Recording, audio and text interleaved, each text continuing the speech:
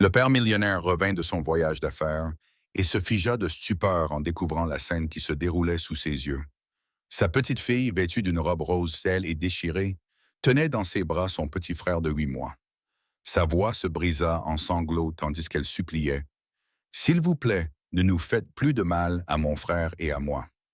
À partir de ce moment précis, chaque secret caché dans la maison commença à se dévoiler. Samuel Walker était assis dans son bureau froid. À 43 ans, il possédait et travaillait au dernier étage de la Central Park Tower à New York, l'un des immeubles les plus luxueux au cœur de la ville. Sur son bureau reposait un stylo plaqué or et une épaisse pile de dossiers. Il signait chaque page comme une machine, la lumière du lustre en cristal se reflétant sur la Rolex à son poignet. Le costume sur mesure épousait parfaitement ses larges épaules. Les chaussures en cuir italien brillaient sous le bureau. Tout autour de lui parlait de richesse, de succès et de pouvoir, tout ce dont un homme américain pouvait rêver. Mais à l'intérieur, son cœur était vide. Samuel avait autrefois connu une famille heureuse. Sarah, sa première femme, avait été la lumière de sa vie. Emily, leur première fille, courait dans le jardin, ses doux cheveux bruns rebondissant au vent. Et maintenant, il y avait Michael, le petit garçon de seulement 8 mois, né au milieu de la perte, le jour où Sarah avait quitté ce monde à cause d'une hémorragie postpartum. Samuel sentit comme si sa vie avait été vidée de sa substance. 8 mois s'étaient écoulés et il ne s'était pas une seule fois assis pour jouer avec Emily, ni n'avait tenu Michael dans ses bras. Il s'était enseveli sous les voyages d'affaires, la paperasse et les chiffres, comme pour fuir ses souvenirs. Pendant ce temps, Veronica, sa seconde femme, était apparue comme un ange. Autrefois amie proche de Sarah, elle était entrée dans la maison avec une présence douce, apaisant tout ce qui était brisé avec son sourire doux et radieux. Pour Samuel, elle était la femme dévouée dont il avait besoin. Si Sarah avait été la lumière, alors Veronica était le salut de sa vie. Elle tenait les deux enfants comme s'ils étaient des siens, s'occupant d'eux avec la tendresse d'une mère modèle. En voyant cela, Samuel se sentit rassuré. Il pensait qu'au moins les enfants avaient une femme à la maison, ce qui était mieux que de grandir avec seulement un père froid. Il lui était toujours reconnaissant de porter le fardeau qu'il avait abandonné. Aujourd'hui, après un mois d'absence pour affaires, Samuel ferma le dernier dossier. Il se leva, apercevant son reflet dans le grand miroir mural. Son visage était sévère, ses yeux lasses. Soudain, une pensée lui traversa l'esprit. Il voulait rentrer tôt à la maison, sans prévenir personne. Il voulait apporter une petite surprise. Peut-être qu'Emily courait dans ses bras. Peut-être que Michael sourirait quand il le serrerait contre lui. Cette pensée l'adoucit pour la première fois depuis des mois. Samuel prit son manteau et sortit rapidement, avant que sa secrétaire ne puisse poser une autre question. La voiture de luxe filait sur la route menant à sa propriété de banlieue. Cette maison avait autrefois été remplie de rire, autrefois chaude de vie. Maintenant, c'était un endroit que Samuel touchait rarement, s'arrêtant seulement entre deux voyages. Aujourd'hui, c'était différent. Il voulait voir sa famille. Les grilles en fer s'ouvrirent et Samuel entra dans le grand hall. Tout était inhabituellement calme. La lueur dorée du lustre tombait sur le sol en marbre. Il posa sa maillette sur la table et retira son manteau. Puis, de quelque part plus profondément dans la maison, il entendit le faible son des sanglots d'un enfant. Michael. Le son perça le silence. Samuel se figea. Au milieu des faibles pleurs, une autre voix tremblante suivit, petite et brisée. S'il vous plaît, ne nous faites plus de mal à mon frère et à moi. Le corps de Samuel se raidit. C'était Emily. La voix de sa fille, étranglée, suppliante. Tout son corps se tendit, son cœur semblant s'arrêter. Il avança lentement, suivant le couloir, et s'arrêta juste hors de vue, derrière le cadre de la porte menant au salon. La scène devant lui coupa le souffle. Emily, 6 ans, ses cheveux bruns emmêlés, sa robe rose tachée de saleté, était recroquevillée sur le sol. Ses petits bras serraient fort Michael. Le visage du bébé était rouge, ses pleurs incessants, ses petites mains s'agrippant à sa sœur. Emily baissa la tête, ses épaules tremblant. En face d'eux se tenait Veronica. Elle portait une robe rouge moulante, ses cheveux blonds parfaitement coiffés, son visage lourdement maquillé. Mais sa voix n'avait rien de la douceur qu'elle montrait à Samuel. Elle était tranchante, chaque mot coupant comme du verre. « Silence! Combien de fois t'ai-je dit de ne pas me déranger? Si tu n'écoutes pas, je vous jetterai tous les deux à la rue. Samuel se précipita, se plaçant entre Véronica et les enfants. Arrête! Sa voix était rauque mais ferme. Il tendit la main, essayant de prendre Michael, ses mouvements maladroits après si longtemps sans tenir son fils. Laisse-moi le prendre. Emily, viens ici, vers papa. La fillette se figea, ses doigts agrippant le bord de sa robe. Samuel hésita une demi-seconde, sa main planant dans les airs avant de la retirer, se tenant instinctivement de manière protectrice devant eux. Un éclair de venin traversa les yeux de Véronica, aussi vif qu'une aiguille. En un instant, il disparut derrière un doux sourire. « Tu es de retour. J'étais juste en train d'enseigner un peu de discipline aux enfants. Ils étaient trop agités. » Elle s'approcha, posant une main légère sur la manche de la veste de Samuel, sa voix s'adoucissant comme du miel. « Tu dois être fatigué en rentrant à la maison. Ne t'énerve pas pour un moment de pleurnicherie enfantine. Le médecin a dit que les enfants ont besoin de discipline, n'est-ce pas? J'ai été avec eux tout le mois. Je comprends mieux leur comportement. » Samuel serrait Michael fort contre lui, sa gorge brûlante. Il jeta un coup d'œil à Emily, vit la panique dans ses yeux, puis revint au tendre sourire de Véronica. Elle pencha la tête, pinçant les lèvres comme par pitié. Ou peut-être que tu te sens juste coupable d'avoir été absent trop longtemps, alors tout te semble pire que ça ne l'est. Ne te cherche pas. Les enfants regardent les adultes autour d'eux. Les mots s'échappèrent, doux comme une brise mais tranchants comme une lame. Samuel baissa les yeux, déglutissant difficilement. Il parla lentement, luttant pour rester calme. « Je ne veux plus entendre de pleurs comme ça dans cette maison. » Véronica saisit les mots, les tordant pour en faire son excuse. « Exactement. C'est pourquoi je vais m'en occuper, de la manière la plus douce.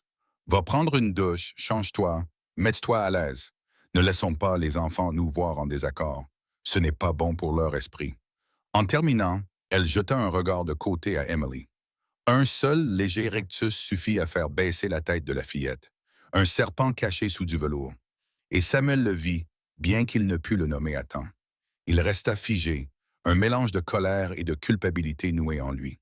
Une question douloureuse et obsédante résonnait dans son esprit. « À quoi viens-je d'assister? » Samuel prit une profonde inspiration, ajusta l'enfant dans ses bras pour qu'il ne glisse pas, puis entra dans le salon comme si tout était encore normal. Véronica avait déjà revêtu une expression douce, sa voix chaude mais clairement forcée. « Tu es rentré tôt, tu m'as surprise. Je vais dire à la cuisine de préparer le dîner.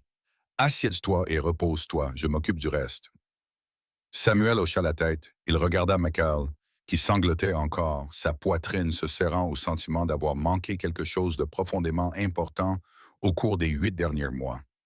Véronica claqua légèrement des doigts, et la gouvernante apparut à l'entrée de la cuisine. C'était Mme Whitman, une femme âgée qui travaillait pour la famille depuis l'époque où Sarah était en vie. Elle était discrète, bien élevée et parlait peu. Elle s'inclina doucement devant Samuel, puis retourna à l'intérieur pour mettre la table. Le dîner fut rapidement servi. La lumière jaune se reflétait sur les couverts en argent.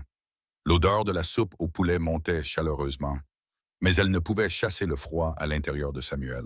Il était assis au bout de la table, Véronica à sa droite, Emily en face de lui et Michael dans une petite chaise, les yeux encore humides et agités. « Mange, ma chérie, pour devenir forte, » dit Véronica en plaçant un morceau de viande dans le bol d'Emily. Sa voix était douce comme du miel, son sourire figé. Mais la main qu'elle posa sur l'épaule de la fillette appuya un peu trop fermement. Samuel vit les petites épaules d'Emily tressaillir et la cuillère dans sa main trembler.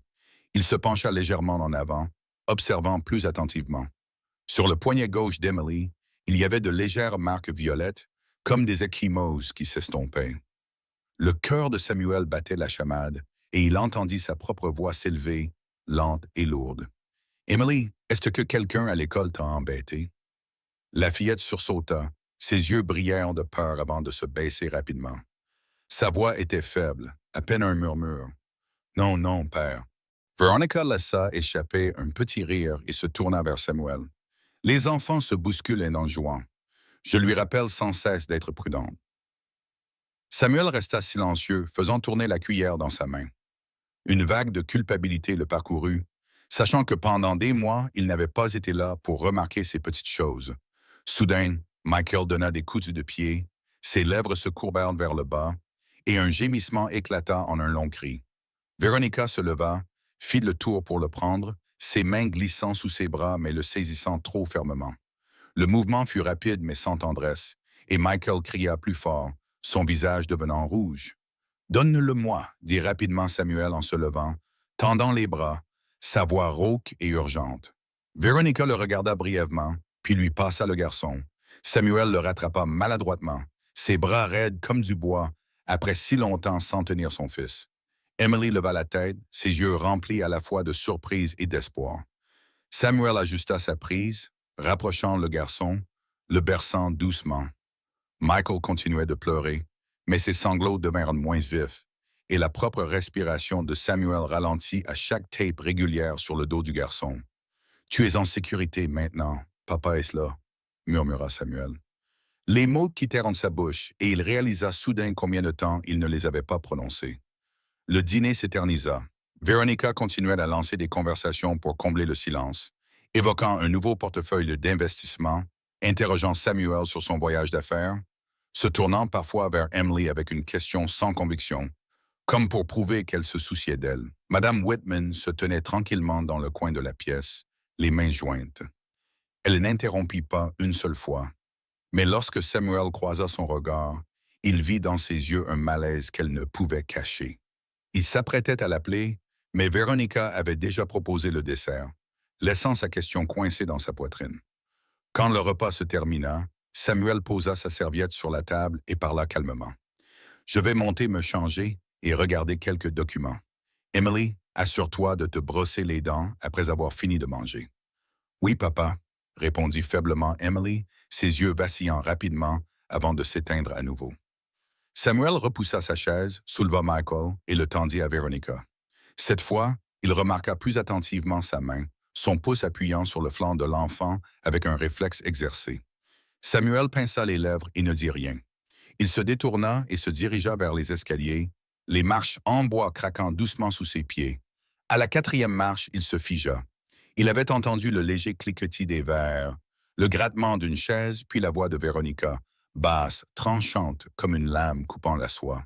« Écoute bien, souviens-toi de ce que je dis. Si tu oses ouvrir la bouche à ton père, je vous jetterai, toi et ton frère, à la rue. Je le jure. » Il y eut une pause, suivie du son d'une respiration rapide et superficielle, sûrement celle d'Emily, puis un murmure étranglé. « S'il vous plaît, non, je me tairai, je ne dirai pas un mot. » Samuel resta paralysé, sa main agrippant la rampe jusqu'à ce que ses jointures blanchissent. Son cœur battait contre ses côtes comme s'il essayait de s'échapper. Son esprit fut assailli par les images qu'il venait de voir. La voix changeante de Veronica, douce un instant, venimeuse l'instant d'après, les yeux terrifiés de sa fille, les ecchymoses sur ses poignets de fin, les cris de Michael dans des bras qui n'étaient pas les siens. En bas, le ton de Veronica changea à nouveau. Elle eut un rire léger et parla plus fort, juste assez pour que ses mots se glissent à travers la cage d'escalier. « Bien, finis ta nourriture et ensuite je te donnerai un dessert. » Samuel ne bougeait toujours pas. La sueur mouillait ses paumes, même si son corps était froid. Il déglutit difficilement, mais sa gorge resta sèche. Sa colère et sa culpabilité l'enveloppaient, le serrant jusqu'à ce qu'il puisse à peine respirer. Madame Whitman sortit doucement de la cuisine, ses chaussures ne faisant presque aucun bruit. Elle s'arrêta, ses yeux se levant brièvement vers l'escalier, comme si elle savait que quelqu'un était là, mais n'osait pas regarder directement. Elle plaça une serviette pliée sur la rampe inférieure, un petit geste discret qui ressemblait à un message. Samuel se mordit fort l'intérieur de la joue pour se stabiliser. Il savait qu'il ne pouvait pas simplement s'en aller comme si de rien n'était. Pourtant, il comprenait aussi qu'une seule explosion maintenant pourrait effrayer encore plus ses petites mains tremblantes. Il resserra sa prise sur la rampe, inspira longuement et força la vague déferlante à l'intérieur de lui à redescendre. Et ainsi, il resta là, sur cette marche, écoutant les battements de son propre cœur, le faible cliquetis d'une cuillère contre un bol et la montée d'un commandement nouveau et sans équivoque en lui, un vœu qu'il ne pouvait plus retarder, même d'un jour. La main de Samuel agrippait toujours la rampe. Il l'inspira profondément, la relâcha, puis retourna à la table et prononça une courte phrase pour mettre fin au dîner. Après cela, il alla dans son bureau, ferma la porte et resta longtemps en silence près de la bibliothèque. Cette nuit-là, il ne dormit pas, écoutant seulement les petits pas de ses enfants et les chuchotements qui résonnaient dans le couloir comme des aiguilles perçant la peau. Quand le ciel pâlit, il se lava le visage à l'eau froide, ajusta son col et se dirigea directement vers la cuisine. Madame Whitman plaçait de la vaisselle sur une étagère en bois. Elle était la gouvernante âgée qui vivait dans cette maison depuis l'époque où Sarah était une jeune mariée. Elle était calme, méticuleuse et gardait toujours les distances appropriées. En entendant les pas de Samuel, elle se figea, ses mains fines et sèches tenant toujours le chiffon. Comment allaient les enfants pendant mon absence? Demanda Samuel, sa voix stable mais ses yeux ne pouvant cacher l'épuisement. Elle hésita, baissa les yeux, puis soupira. Voulez-vous la vérité? Samuel hocha la tête. Je ne veux que la vérité. Elle posa le chiffon, parlant lentement pour ne pas trébucher sur ses émotions. Certaines nuits, Madame Véronica faisait rester la petite fille debout sur le porche pendant longtemps, juste pour avoir fait tomber une cuillère. Une nuit, je l'ai trouvée tenant son petit frère, endormi dans le débarras, car leur chambre était fermée à clé. Plusieurs fois, Michael n'a reçu que du lait très dilué. Il pleurait de faim jusqu'à s'endormir. J'ai essayé d'intervenir, mais elle m'a dit que je n'avais pas le droit de me mêler de sa façon de les élever. Samuel sentit son cœur se serrer. L'image de Sarah tenant un bol de porridge soulevant Emily sur la chaise, souriant en racontant une histoire pour s'endormir, revint comme une lame lui traversant la mémoire. Il déglutit, gardant sa voix égale. L'avez-vous entendu proférer des menaces? Oui, sa réponse fut douce, ses yeux toujours fixés sur le chiffon. Elle a dit que si la petite fille vous le disait, les deux enfants seraient jetés dehors. Elle m'a aussi menacé de me renvoyer si j'en parlais un jour. Je suis vraiment désolé, monsieur. Elle est bien trop rusée. Samuel secoua la tête, posant une main sur le dossier d'une chaise pour l'empêcher de trembler. Ce n'est pas votre faute. À partir de maintenant, si quelque chose se passe, vous me le dites directement. Et si nécessaire, seriez-vous prête à témoigner? Elle leva les yeux et en eux se lisait une résolution tranquille. Pour les enfants, je suis prête. Toute cette journée, Samuel se déplaça dans les pièces comme s'il inspectait un chantier inachevé. Il appela son bureau, reporta toutes les réunions, s'excusant pour des raisons familiales. Il entra dans la chambre des enfants, ouvrit le placard pour vérifier les couvertures, examina les biberons et prit des notes d'une écriture serrée. Chaque petite trace était comme une accusation. Véronica lui sourit doucement, s'enquérant de son travail, mais Samuel parla peu. Il lui dit qu'il parlerait plus tard et demanda à la cuisine de préparer un dîner léger. Il ne voulait pas faire de bruit. Il voulait voir clairement. La nuit tomba très lentement. Dans le bureau, Samuel écarta les dossiers jusqu'à ce que seul le petit cadre de Sarah reste devant lui. Il posa sa main sur la surface en bois, une excuse coincée dans sa gorge. La lampe de bureau éclairait les rides au coin de ses yeux. Dehors, dans le couloir, le vent sifflait faiblement à travers la fente de la porte. Puis vinrent des pas hésitants, s'arrêtant sur le seuil. La porte s'ouvrit légèrement. Emily se tenait là, tenant fermement Michael qui somnolait. Ses yeux étaient gonflés et rouges, comme si elle avait pleuré longtemps. Samuel se leva doucement, craignant de briser la fragile coquille qui enveloppait ses enfants. Il prit Michael dans ses bras, sentant la légèreté du corps du garçon et sa respiration irrégulière due à l'épuisement. La faible odeur de lait dilué s'accrochait à son col. Il fit signe à Emily de s'asseoir, tirant d'une chaise pour qu'il puisse être à hauteur des yeux. Mais la fillette s'assit toujours sur le bord, le dos raide, ses yeux se tournant souvent vers la porte. Papa, le petit appel était à peine un souffle, puis il s'évanouit. Samuel hocha la tête comme pour dire qu'il n'était pas nécessaire de forcer les mots. Il tapota le dos de McCall à un rythme régulier, percevant le faible gargouillis de l'estomac du garçon. Emily baissa sa manche pour couvrir son poignet, le bout de ses doigts effleurant l'ourlet effiloché de sa robe, ses jambes se repliant parfois lorsqu'un bruit lointain se faisait entendre dans le couloir. L'air dans la pièce était lourd de pause, comme si chaque phrase voulait s'élever, mais se retirait ensuite. Samuel lui tendit une tasse d'eau tiède. Emily la reçut à deux mains, but une petite gorgée, ses yeux toujours fixés sur le contour du cadre de la porte, comme si elle s'attendait à ce que quelqu'un entre. Il voulait poser 1000 questions, mais s'arrêta, craignant qu'un seul mot déplacé ne la fasse reculer davantage. Il choisit plutôt une phrase neutre, légère, comme poser une couverture sur ses épaules. Assieds-toi ici, où il fait chaud. La fillette hocha la tête, laissa échapper un souffle court, puis baissa les yeux alors que sa manche glissait. Une marque violette apparut un instant, puis disparut comme un poisson plongeant dans l'eau sombre. Samuel la vit, mais fit semblant de ne pas l'avoir vue, sa poitrine se serrant avec une compréhension partielle et le poids de ne pas encore avoir assez de preuves pour nommer le reste. Michael s'endormit, sa petite main agrippée au col de Samuel comme si c'était sa dernière ancre. Samuel resta parfaitement immobile, craignant que le moindre mouvement ne réveille les peurs fragiles qui tentaient de se calmer. C'est sûr ici, sa voix était juste au-dessus d'un murmure, sa chaleur portant plus que les mots eux-mêmes. Emily fit un léger signe de tête, ses lèvres tremblant comme si elle voulait parler, mais elle se tut. Dehors, le vent se glissa par la fente de la porte en un mince filet, faisant cliqueter le porte-clés. La fillette tressaillit, sa main se recroquevillant dans un réflexe né d'une longue pratique. Samuel tendit la main, avec l'intention de poser un léger contact sur son poignet pour la rassurer. Emily recula légèrement, sa chaise grinçant très doucement. Il se figea instantanément, sa main suspendue en l'air, puis la retira comme d'une flamme. Le silence s'épaissit d'une autre couche. Dans sa poitrine, une question éclata. Quand la distance entre un père et sa fille est-elle devenue si grande? Mon propre enfant a-t-elle peur même de ma main? Samuel resta immobile longtemps après qu'Emily ait retiré sa main. Il prit une profonde inspiration, remit Michael dans son berceau et tira la couverture sur lui.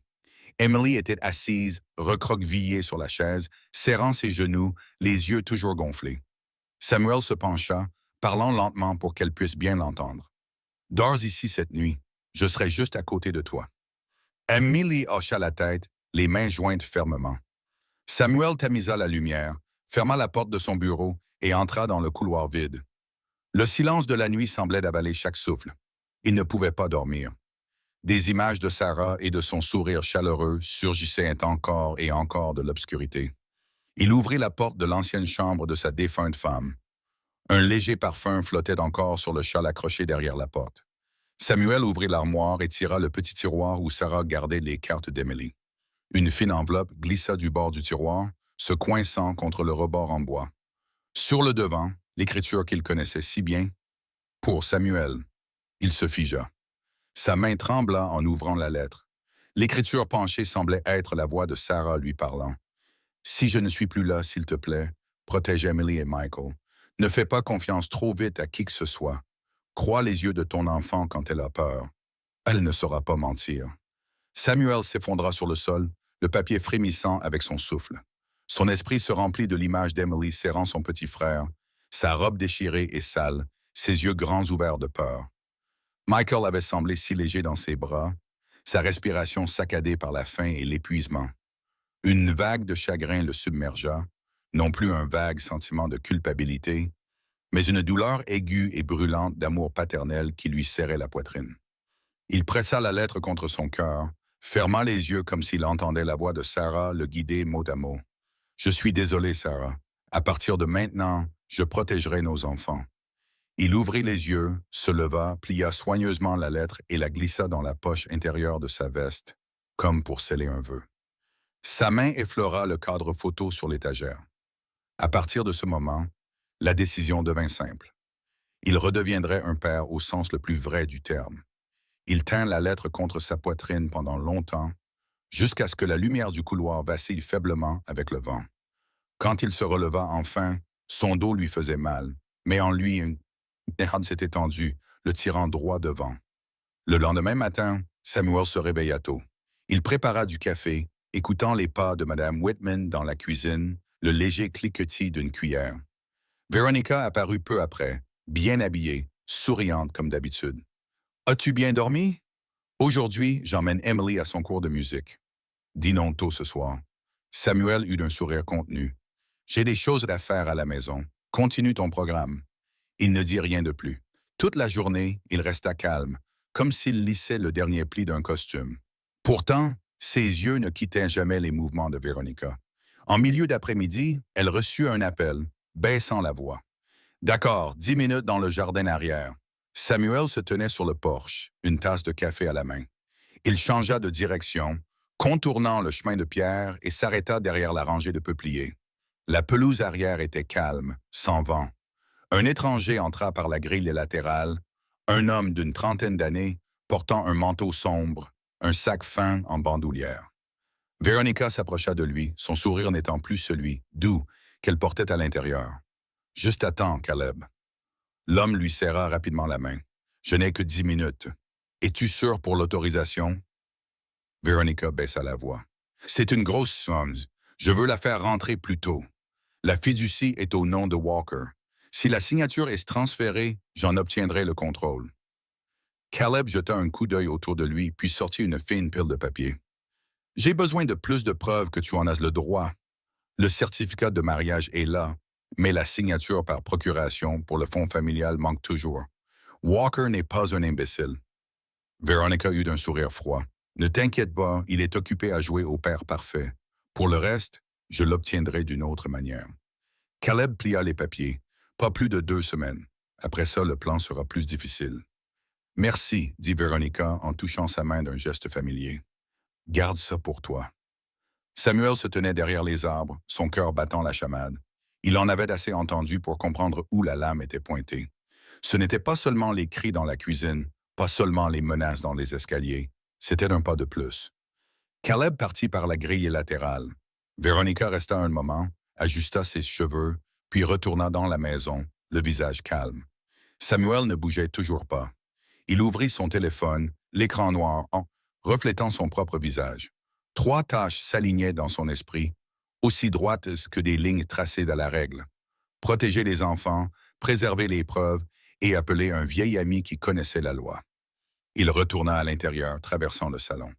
Emily empilait des blocs de bois pour Michael, jetant de temps en temps un coup d'œil vers la cuisine. Ses yeux se tournèrent vers lui, encore empreints d'une certaine méfiance, mais il y avait aussi une petite lueur. Samuel s'arrêta une seconde, posant doucement sa main sur l'épaule de sa fille. « Tu es ici avec moi. » Emily hocha la tête, ses lèvres formant un faible mot. « Oui. » Samuel continua de marcher, sa main agrippant la lettre de Sarah dans la poche de sa veste. Son rythme cardiaque s'accéléra, non par peur, mais par un réveil tardif se transformant en action. Il savait à quoi il devait faire face, et il comprit autre chose, d'une simplicité glaçante. Elle ne maltraite pas seulement mes enfants, elle complote aussi pour l'héritage. Samuel resserra sa prise sur la lettre dans sa poche et se dirigea droit vers le salon. Il s'arrêta près du tapis de jeu, se pencha pour ramasser un bloc de bois qui avait roulé et le plaça dans la main d'Emily. Sa voix s'abaissa pour la rassurer. « Reste ici avec papa. » Emily fit un léger signe de tête, ses yeux se dirigeant vers la cuisine comme pour vérifier si quelqu'un écoutait. Cette nuit-là, Samuel resta dans le salon plus longtemps que d'habitude. Il s'assit à côté d'eux, ouvrit un livre pour enfants que Sarah lisait à Emily des années auparavant, et lut lentement, laissant chaque mot s'attarder. Son autre main tapotait un rythme régulier sur le dos de Michael, jusqu'à ce que la respiration du garçon devienne calme et régulière. Chaque fois que des pas passaient, Emily se raidissait, sa petite main agrippant l'ourlette de sa robe, son regard se tournant vers la fenêtre, comme si elle cherchait une issue. Voyant cela, Samuel murmura « Tout va bien, papa est là. » Véronica passa une fois. Elle sourit faiblement et demanda, comme en passant, « Il est tard. Laisse-moi emmener les enfants dans leur chambre. Ils ont école demain. » Samuel leva les yeux, son ton délibérément calme. « Je vais te le faire. » Véronica haussa les épaules et se détourna, laissant derrière elle une trace de parfum qui ne pouvait masquer le malaise sous son apparence soignée. Madame Whitman arriva, portant un verre de lait chaud. Elle le posa sur la table près de la chaise, ses yeux jetant un coup d'œil à la porte avant de rencontrer ceux de Samuel, comme pour lui rappeler de ne pas laisser les enfants hors de sa vue. Samuel la remercia, incita Emily à prendre quelques gorgées, puis plaça Michael dans le berceau portable, le tirant près de sa chaise. Il termina la page de l'histoire d'une voix stable et basse. Quand l'horloge sonna tard, Samuel porta Michael et guida Emily vers la chambre des enfants. La porte était entr'ouverte, la pièce bien rangée mais froide. Il redressa les couvertures, allongea le garçon dans le berceau, tira une petite chaise pour qu'Emily s'assoie à côté du lit et parla lentement. Papa est juste là, dehors. Emily hocha la tête, mais avant de fermer les yeux, elle regarda encore dehors, comme si elle attendait un son. Samuel tamisa la lumière du couloir, resta un moment sur le seuil, puis retourna à son bureau, décidant de rapprocher sa chaise de la porte pour pouvoir, d'un seul coup d'œil, voir la faible lumière provenant de la chambre des enfants. Vers minuit, Samuel leva la tête de sa pile de papier en entendant un faible cliquetis métallique au bout du couloir. Il se leva rapidement, suivant le son cœur battant à tout rompre. Avant qu'il ne puisse se ressaisir, quelqu'un avait éteint la lumière du couloir, laissant l'espace flou dans l'ombre. Samuel actionna l'interrupteur et la luminosité soudaine le fit plisser les yeux. Devant la chambre des enfants, Emily était assise, recroquevillée sur le sol, serrant Michael contre elle. Le bébé était enveloppé à la hâte dans une fine couverture. Ses yeux étaient rouges, sa joue pressée contre le front de son frère pour le garder au chaud. La serrure à l'extérieur de la porte cliqueta juste au moment où elle se déverrouilla, et Samuel comprit immédiatement. « Qui vous a laissé dehors ?» demanda Samuel, sa voix rauque de colère, bien qu'il parvint à la contenir. « Elle a fermé la chambre à clé, » murmura Emily, chaque mot s'accrochant dans sa gorge alors que ses bras se resserraient de protecteurs autour de son frère. Samuel s'agenouilla, les rassembla tous les deux, tenant fermement Michael contre sa poitrine, tout en soulevant Emily avec son autre bras. « Viens avec papa. » Il porta les enfants dans sa chambre, poussa la porte jusqu'à ce qu'elle rencontre le cadre et la verrouilla doucement, se déplaçant lentement pour ne pas les effrayer. Samuel allongea Michael au milieu du lit, disposa des oreillers moelleux autour de lui et tira la couverture jusqu'à sa poitrine. Il glissa une chaise près du bord du lit pour Emily, puis versa le reste du lait chaud dans une petite tasse. « Bois un peu avant de dormir. Tu es déjà fatigué. » Emily agrippa la tasse à deux mains, ses lèvres serrées pour retenir un sanglot, ses yeux fixés sur la bouche de son père, comme si elle attendait une promesse claire. Samuel s'assit sur le bord du lit, sa main reposant sur la couverture qui recouvrait les jambes de sa fille. Il ne toucha pas sa peau, de peur qu'elle ne tressaille, mais il laissa la chaleur de sa main là, comme un fil invisible les reliant. « Je suis là. Cette nuit, vous dormirez dans ma chambre. » Dans la douce lueur de la veilleuse, Emily leva les yeux, son regard s'attardant sur le visage de l'homme qui n'était apparu que par brèves intermittences au cours des 8 derniers mois, entre deux voyages d'affaires. Sa voix trembla, se brisant à la fin de la phrase. « Papa, est-ce que tu vas nous abandonner ?» Comme ma belle-mère l'a dit, Samuel se figea, le souffle coupé. Les mots, si naturels auparavant, avaient disparu. Pendant un long moment, il ne put que rapprocher la petite fille et la serrer contre lui, son menton reposant sur le sommet de sa tête, l'odeur familière de lait et de sueur d'enfant lui brûlant les yeux. Il ne savait pas comment répondre sans que cela sonne tardif, sans que cela sonne faux. Il répéta seulement la seule chose dont il pouvait être certain. « Je suis là. » Emily fit un très léger signe de tête, sa petite main agrippant l'ourlet de sa chemise comme on s'accroche à un morceau de bois flotté. Michael s'agita, laissa échapper un faible murmure et se rendormit. Samuel resta immobile, écoutant les respirations des deux enfants se mêler, son propre rythme cardiaque ralentissant, lourd comme une promesse silencieuse signée à nouveau dans l'obscurité. Du couloir vint le bruit de pas s'arrêtant juste devant la porte de la chambre. Samuel se tendit instinctivement, son bras se resserrant de manière protectrice autour des épaules d'Emily. À travers la fente de la porte, la voix de Veronica se fit entendre, douce comme de la soie mais froide comme de l'acier fin. « Je crois que nous devons parler, Samuel. » Samuel serra doucement l'épaule d'Emily pour la rassurer, puis l'assit sur le lit et remonta la couverture sur Michael. Il se leva, ouvrit la porte juste assez pour que Veronica le voie. « Les enfants dorment. Quoi que ce soit, nous en parlerons demain matin. » Veronica sourit, recula, sa voix toujours aussi douce. « Comme tu voudras. » La porte se referma, Samuel s'assit dans le fauteuil, sortit son téléphone et composa un numéro familier. « Richard, passe chez moi demain soir. Il y a quelque chose dans le portefeuille dont nous devons discuter. » À l'autre bout du fil, l'homme répondit brièvement. « D'accord, 19 heures. » Richard Coleman était un avocat d'affaires d'une quarantaine d'années, discret et direct. Il était avec Samuel depuis ses premières affaires, comprenait sa façon de penser et pouvait lire les détails que la plupart des gens manquaient. Il n'était pas seulement doué pour les contrats, mais aussi très compétent en matière de fiducie familiale et de protection des actifs. C'est pourquoi Samuel pensait que la présence de Richard serait bien plus précieuse qu'un dîner poli. Le lendemain soir, Veronica prit les choses en main dans la cuisine. Elle choisit une nappe blanche, disposa des roses rouges et plaça des couverts étincelants. Quand Richard arriva, Veronica sortit pour l'accueillir avec le sourire parfait, affichant l'assurance d'une hôtesse parfaite. C'est un plaisir de vous rencontrer, Monsieur Clayman. Veuillez entrer. Richard serra la main de Samuel, son regard balayant la pièce avant de s'arrêter sur le coin où Emily tenait Michael. Il fit un signe de tête aux enfants avec un sourire chaleureux. Le dîner commença par une soupe. Véronica était attentive à chaque geste devant l'invité. Elle plaça le morceau de viande le plus tendre dans le bol d'Emily, se pencha pour essuyer une trace de lait sur la lèvre de Michael et parla avec une douceur mielleuse. « Mange, mon chéri, pour devenir fort. » Emily répondit doucement. « Oui, madame », puis essaya de soulever une petite cuillerée. Samuel jeta un coup d'œil. Sur l'épaule de sa fille, la main de Veronica semblait posée nonchalamment, mais ses doigts appuyaient assez fort pour faire se contracter le muscle fragile. Le visage d'Emily se crispa, la cuillère trembla. Samuel garda une expression calme, comme s'il n'avait rien remarqué, mais une chaleur brûlante monta dans sa poitrine.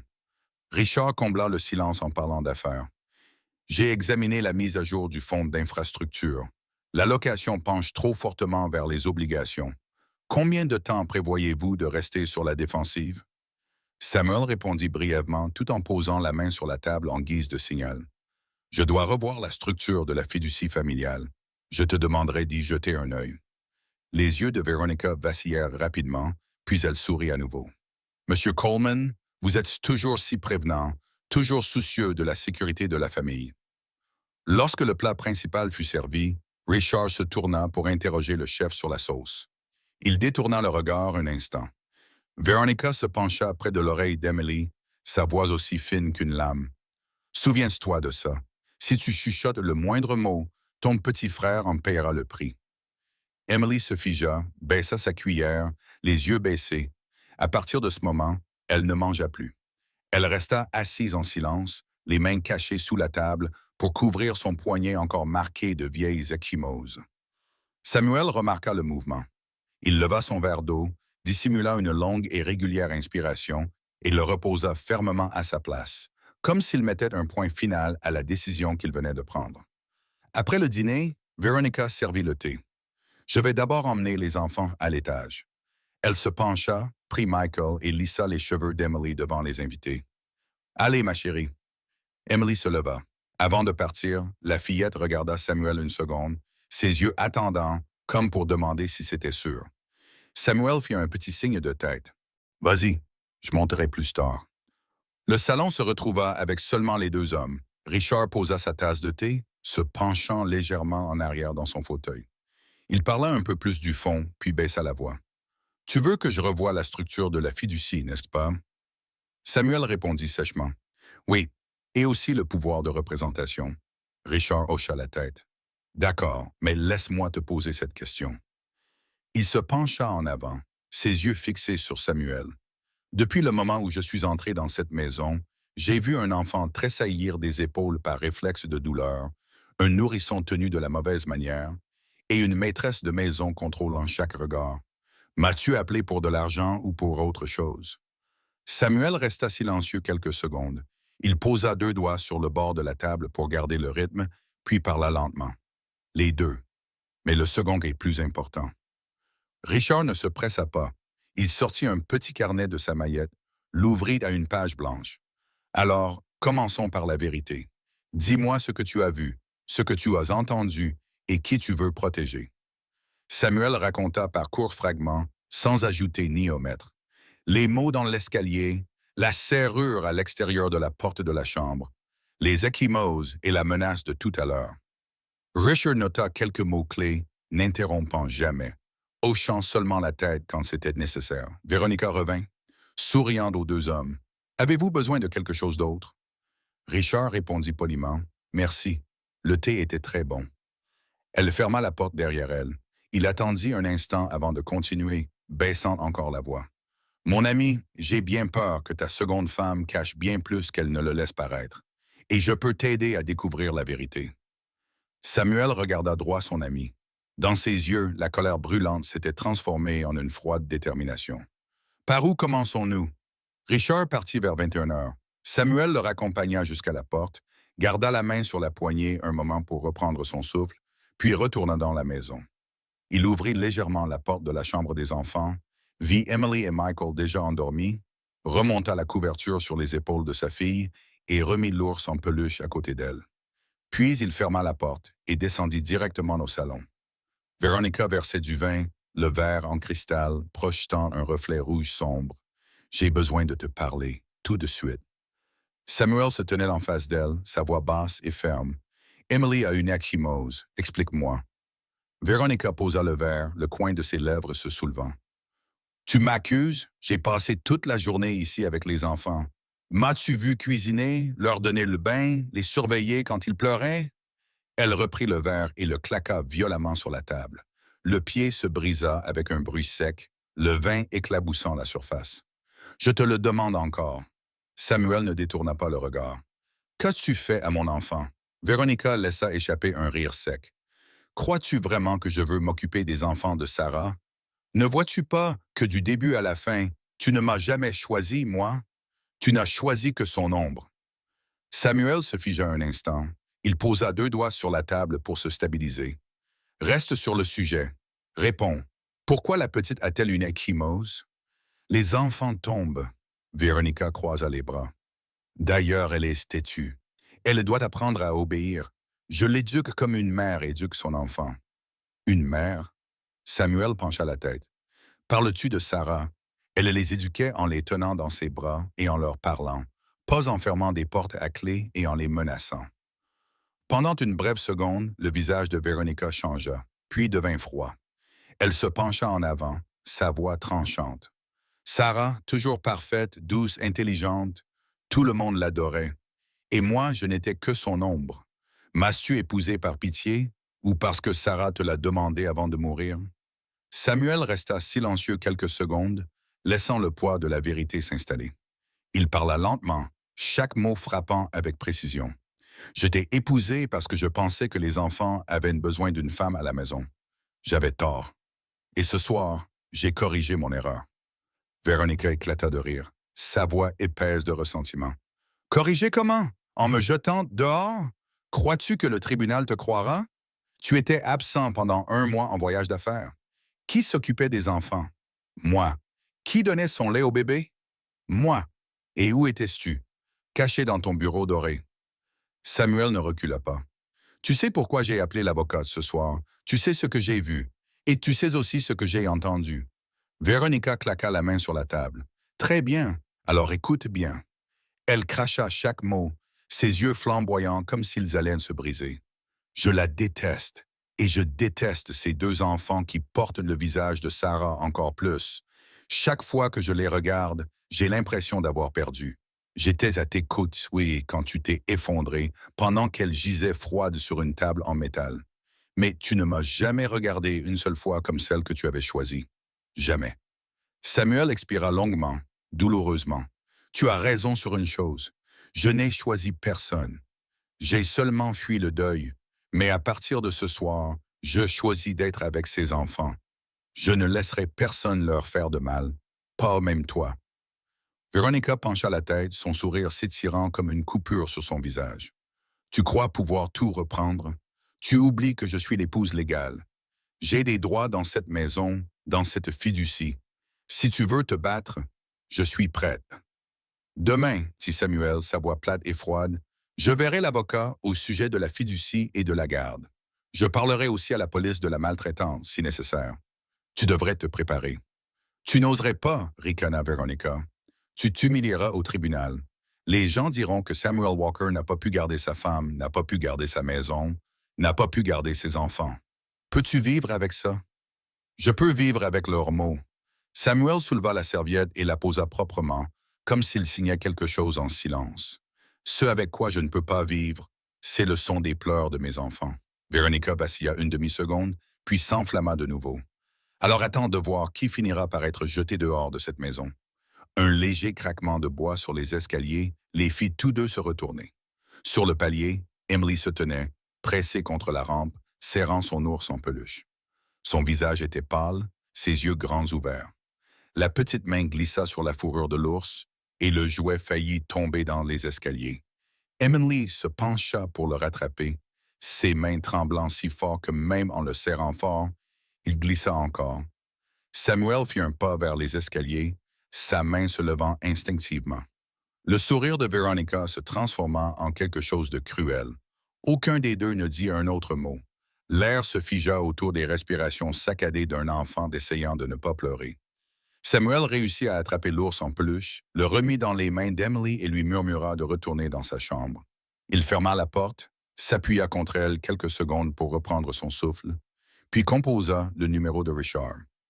Nous commençons la procédure demain matin. À l'autre bout du fil, Richard ne répondit que brièvement. Rendez-vous à Lincoln à 9 heures. Le lendemain matin, le couloir du tribunal des affaires familiales de Lincoln sentait le papier et le café faible. Richard Coleman marchait à côté de Samuel, tenant un épais dossier qui incluait déjà la déclaration de Mme Whitman et des photos des Eskimos. Emily serrait la main de Samuel, tandis que Michael avait été confié à une babysitter désignée par le tribunal. Devant la salle d'audience, Veronica arriva avec un homme en costume bleu foncé, son avocat Alan Pierce. Elle portait un maquillage léger, tenait un mouchoir, et ses yeux brillaient juste ce qu'il fallait aux bons endroits. Affaire NDG 14, Farad, appela le greffier. Walker, demande de protection d'urgence pour mineurs. Tous les quatre entrèrent. Levez-vous. La voix du garde était stable. La juge Eleanor Myers était assise au-dessus d'eux. Elle avait environ 50 ans, des yeux vifs, une femme qui parlait peu mais observait beaucoup. Richard commença. Votre honneur, nous demandons une ordonnance de protection d'urgence et des restrictions de contact pour la défendresse, Veronica Hayes, sur la base de maltraitance émotionnelle et de négligence. Nous avons le témoignage de la gouvernante, des photographies des blessures et une lettre de la défunte épouse du demandeur comme contexte. Alan leva le menton, l'interrompant immédiatement. Votre honneur, ma cliente est une belle-mère dévouée. Ces accusations sont des spéculations. Il n'y a aucune preuve directe. Veronica tamponna le coin de son œil. La petite est sensible, votre honneur. Je ne l'ai disciplinée que comme n'importe quelle mère le ferait. La juge hocha la tête. Appelez le témoin. Madame Whitman s'avança à la barre, les mains jointes. Richard demanda de manière concise. Qu'avez-vous vu? J'ai vu la petite fille forcée à plusieurs reprises de rester debout dehors sur le porche. Une nuit, elle a dû dormir dans le débarras avec son frère car la porte de sa chambre était fermée à clé. Le garçon ne recevait souvent que du lait dilué. J'ai entendu Madame Veronica menacer de les jeter dehors si la petite parlait à son père. Richard demanda. Êtes-vous certaine que c'était la voix de la défenderesse? Oui, j'étais à 2 mètres. Alan s'approcha, son ton plat. Quel âge avez-vous? 62 ans. Votre mémoire aurait-elle pu vous faire défaut dans un couloir sombre? Non, sa réponse fut courte. J'ai travaillé dans cette maison pendant 10 ans. Je ne confonds pas sa voix. Alan haussa un sourcil. Avez-vous une rancune personnelle contre ma cliente? Non, j'ai seulement peur pour les enfants. Richard présenta une pile de photographies. Photographie d'Eskimos sur le poignet gauche d'Emily, prise il y a 2 jours, horodatée. La juge les examina attentivement, penchant légèrement la tête. Alan contre-attaqua rapidement. Les enfants courent, ils tombent, les blessures sont normales, les photos ne prouvent pas qui les a causées. Veronica baissa le visage, sanglotant au bon rythme. J'ai fait de mon mieux. Il était parti pendant des mois en voyage d'affaires. Tout reposait sur moi. Samuel se tenait droit, les mains jointes pour calmer ses tremblements. Richard passa à la lettre. C'est une lettre que Mme Sarah Walker a laissée. Ce n'est pas une preuve comportementale, mais elle fournit un contexte sur la famille et ses instructions pour protéger les enfants. La lettre fut remise. La juge en lut une partie, s'arrêta quelques secondes, puis la posa. Le tribunal en prend acte. La salle d'audience était tendue comme une corde. La juge regarda d'un côté à l'autre. Le tribunal requiert des preuves plus directes. L'enfant peut-il parler? Richard regarda Samuel comme pour lui demander la permission. Samuel se pencha, murmurant à Emily. Tu n'as rien à dire si tu as peur. Je suis juste là. Emily regarda la haute chaise où siégeait la juge, puis la main ouverte de son père qui l'attendait. Elle prit une courte inspiration. Je... je veux parler. Emily s'avança à la barre des témoins, ses chaussures tapant doucement contre le bord en bois. Le greffier lui demanda son nom et son âge. Emily répondit d'une petite voix. « Je m'appelle Emily Walker, 6 ans. » La juge hocha légèrement de la tête, baissant le ton. « Tu n'as qu'à dire la vérité. » Emily baissa les yeux sur ses mains, puis leva la tête, regardant cette fois droit devant elle. Elle dit, « Si je le disais à mon père, elle nous jetterait, mon frère et moi, à la rue. Mais je ne peux plus me taire. Je ne veux pas que mon petit frère grandisse dans la peur. » Sa voix se brisa sur le dernier mot, mais elle ne pleura pas. Du banc en bas, Samuel leva une main pour couvrir ses yeux, son souffle s'échappant en un court sanglot. Richard posa son stylo, n'écrivant plus un mot. La pièce était silencieuse. La juge Myers se pencha en arrière dans son fauteuil, les doigts s'entrelacés. Elle regarda Veronica, puis Alan. Elle regarda Samuel, puis de nouveau Emily.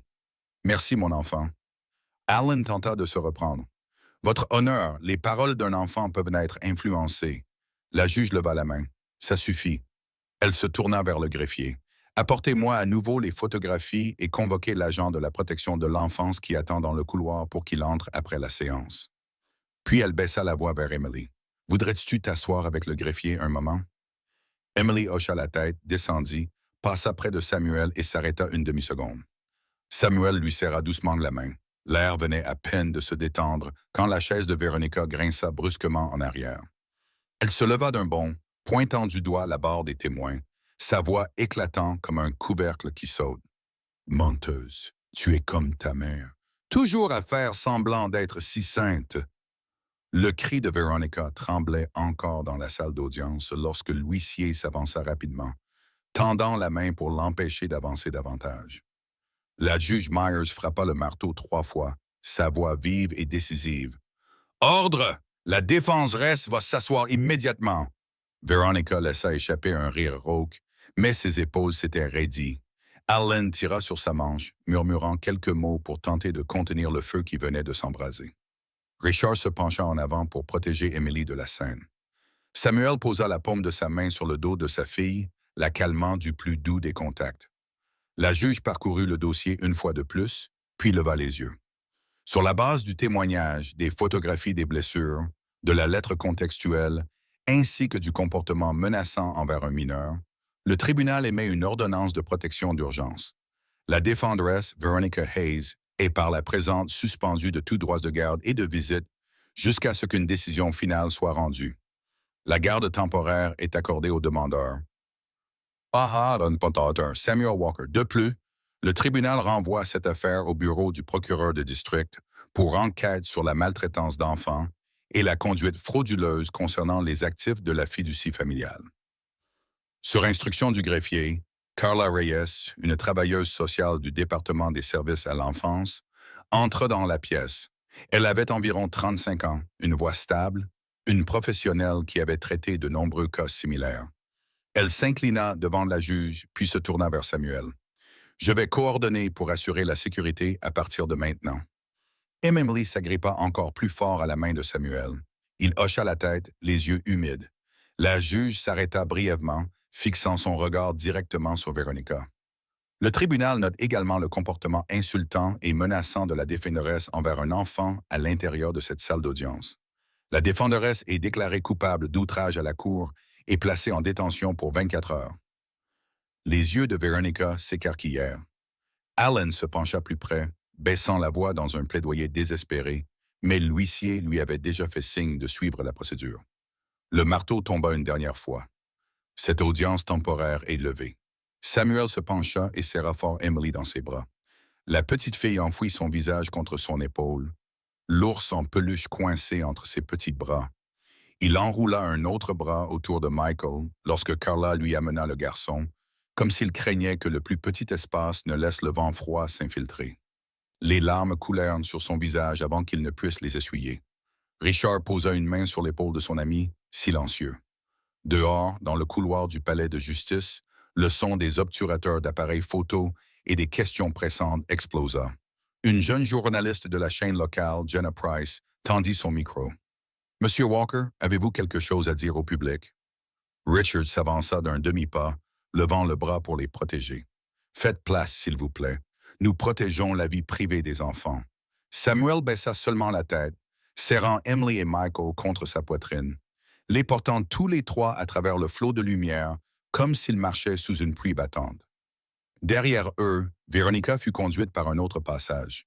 Mais quand elle vit Samuel, elle eut un sursaut violent, sa voix sifflant entre ses dents serrées. « Tu m'as tout pris, mais souviens-toi de ça, Samuel. Un jour, tu le paieras. » Samuel s'arrêta une demi-seconde. Il ne répondit pas. Il rapprocha Emily, une main stabilisant le dos de Michael, sa tête légèrement penchée comme pour les abriter sous un parapluie invisible.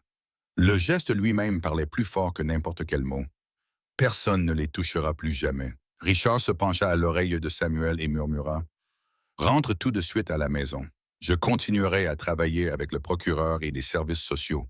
Il y aura des patrouilles autour de ta maison ce soir. » Carla hocha la tête. « Je passerai vérifier l'environnement domestique, surtout pour qu'Emily voie que les adultes sont de son côté. » Alors qu'il se dirigeait vers la voiture, Jenna lança un dernier appel.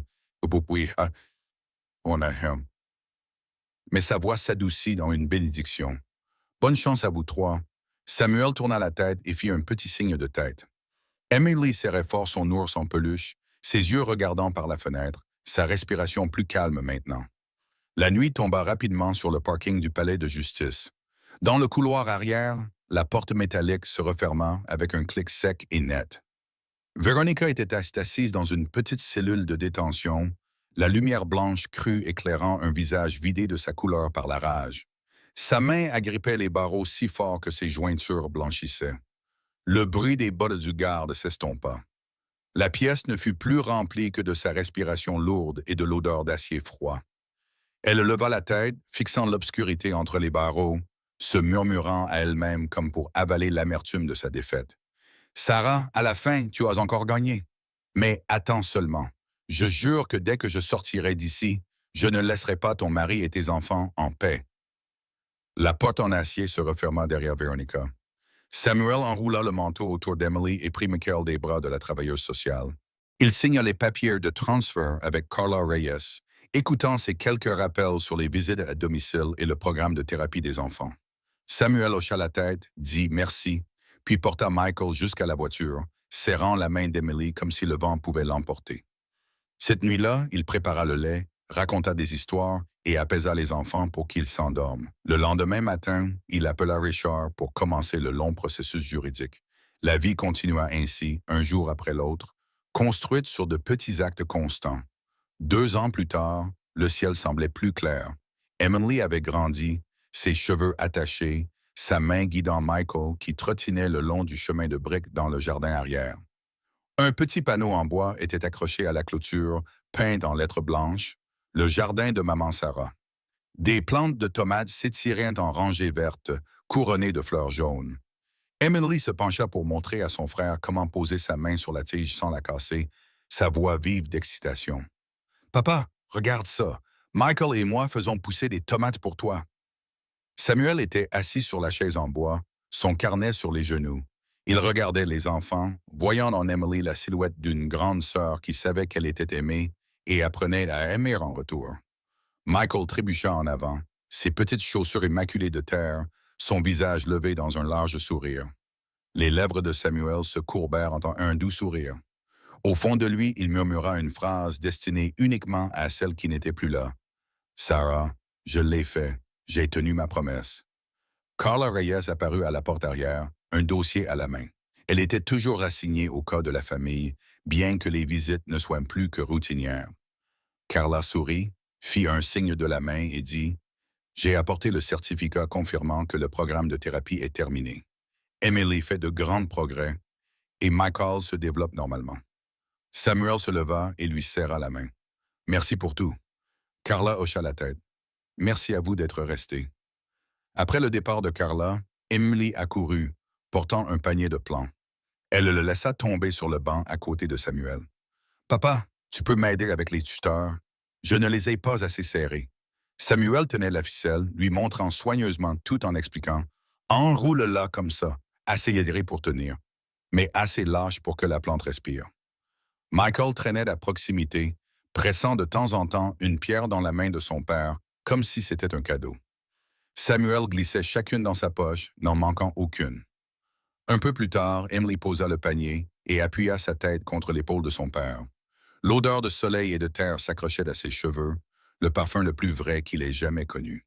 Samuel se souvint de la première audience, quand ses petites épaules tremblaient de peur. Maintenant, elles étaient instables. Il demanda doucement « Comment ça va à l'école? » Emily sourit. « Rosie m'a demandé d'être chef d'équipe. Je lui ai parlé du jardin, et elle a adoré l'histoire. » Samuel hocha la tête. « Ce soir, je ferai des pâtes avec les premières tomates mûres.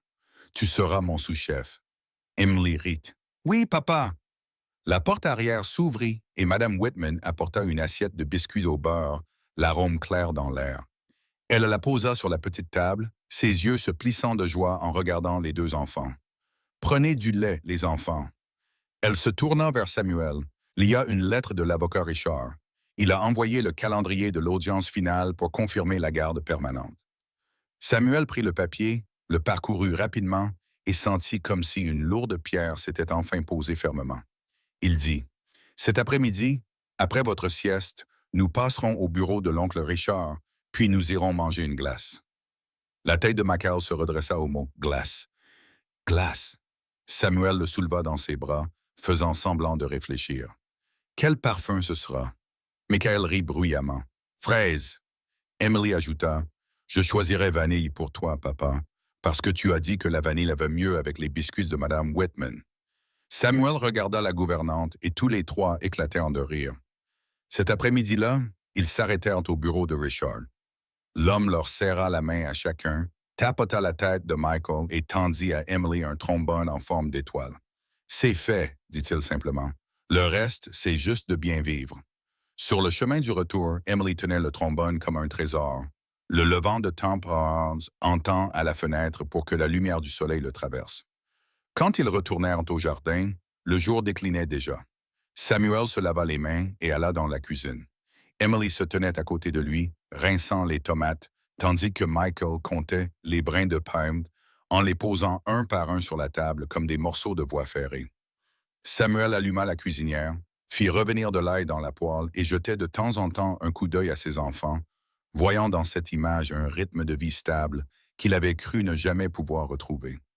Quand le dîner fut prêt, Emily joignit ses mains derrière son dos, s'éclaircit la gorge comme une petite annonceuse et dit « Mesdames et messieurs, le chef présente fièrement les passes de la famille Walker avec une sauce tomate du jardin de Maman Sarah. » Michael applaudit. Samuel rit de bon cœur. « J'invite nos deux distingués invités à savourer le repas. » Après le dîner, Emily courut dans le jardin, puis s'arrêta brusquement, se retourna et le serra fort dans ses bras.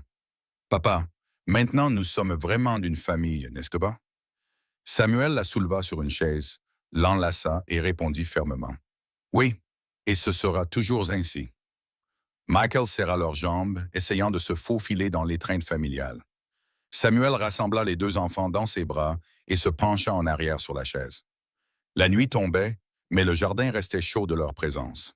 Les ombres des trois se superposaient sur l'herbe, formant une seule forme solide. Dans le coin, les tuteurs de tomates se tenaient droits, la ficelle les maintenant juste assez sans les étrangler, de la même manière que Samuel avait appris à tenir sa famille unie. Il leva les yeux vers le panneau en bois et effleura du bout des doigts le nom de Sarah. Dans ce moment de calme, Samuel réalisa qu'il n'avait plus peur des salles d'audience, des flashs d'appareils photo ou des menaces vides. Ce qu'il tenait maintenant, c'était le rire de ses enfants, leur sommeil paisible et le rythme régulier d'un vrai foyer. Ces choses n'étaient pas bruyantes, mais elles duraient. Emily bâilla et blottit sa tête contre son épaule. Michael s'endormit avec une petite tomate verte encore dans la main.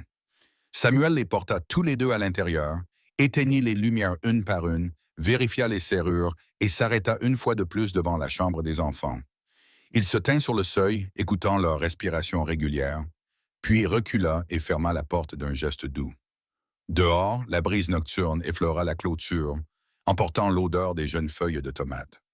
À l'intérieur, la photographie de Sarah sur l'étagère semblait être une bénédiction silencieuse de paix.